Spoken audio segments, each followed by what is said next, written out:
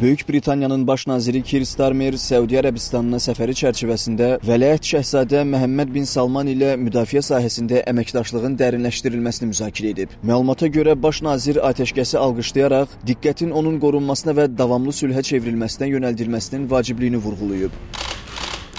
O, həmçinin Hörmüz boğazının açılması istiqamətində səylərin davam etdirilməsinin əhəmiyyətini qeyd edib və Böyük Britaniyanın tərəfdaşlarla bu istiqamətdə koordinasiya apardığını bildirib. Qeyd olunub ki, Britaniya hökuməti Səudiyyə Ərəbistanını etibarlı müttəfiq kimi dəstəkləmək niyyətindədir və bu çərçivədə ölkəyə Sky Sabre hava hücumundan müdafiə sistemi təqdim edib.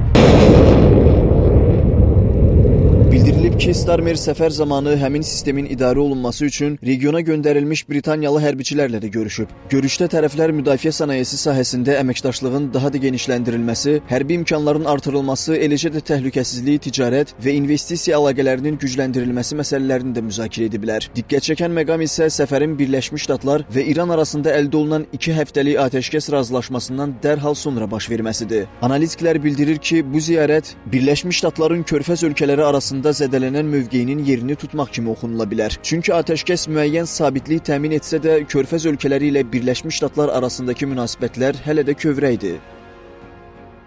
Əlbəttə, Keir Starmerin səfəri Böyük Britaniyanın hərbi mövqeyini gücləndirə bilər. Çünki səfərdən əvvəl onun həm də regionda yerləşən Britaniyalı hərbiçilərlə birbaşa əlaqə yaradaraq təhlükəsizlik vəziyyətini yerində qiymətləndirəcəyi bildirilib. Eyni zamanda diplomatik görüşlər vasitəsilə London körfəz ölkələri ilə strateji koordinasiyanı artırır. Bu, siyasi mövqeyi möhkəmləndirir. Çünki Böyük Britaniya həm regional liderlər, həm də qlobal aktorlar qarşısında etibarlı və aktiv tərəfdaş kimi çıxış edir.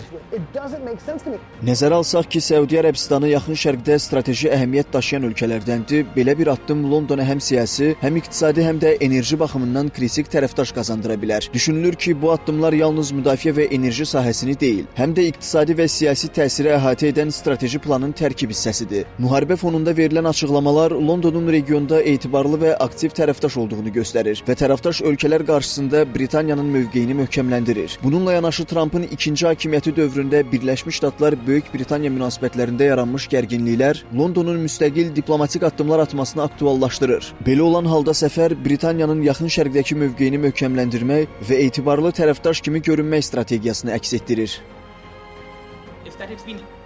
Bir çoxları tərəfindən Starmerin səfəri strateji diplomatik addım kimi qiymətləndirilir. Çünki regiondakı gərginlik fonunda Böyük Britaniya aktiv tərəfdaş rolunu göstərir. Bu, Londonun Birləşmiş Ştatlarının regional boşluğunu qismən doldurmaq və körfəz ölkələri ilə etimadı gücləndirmək niyyətini ortaya qoyur. Eyni zamanda səfər müdafiə və enerji sahəsində tərəfdaşlıqları möhkəmləndirir. Bu da iqtisadi və siyasi təsirin artırılmasına xidmət edir. Səudiyyə Ərəbistanı kimi strateji ölkə ilə münasibətlərin möhkəmləndirilməsi digər körfəz dövlətlərinə də nüfuz qapısını aça bilər. Bu addımlar London və Avropa üçün regionda balans yaratmaq və tarixi nüfuzlarını bərpa etmək baxımından önəmlidir.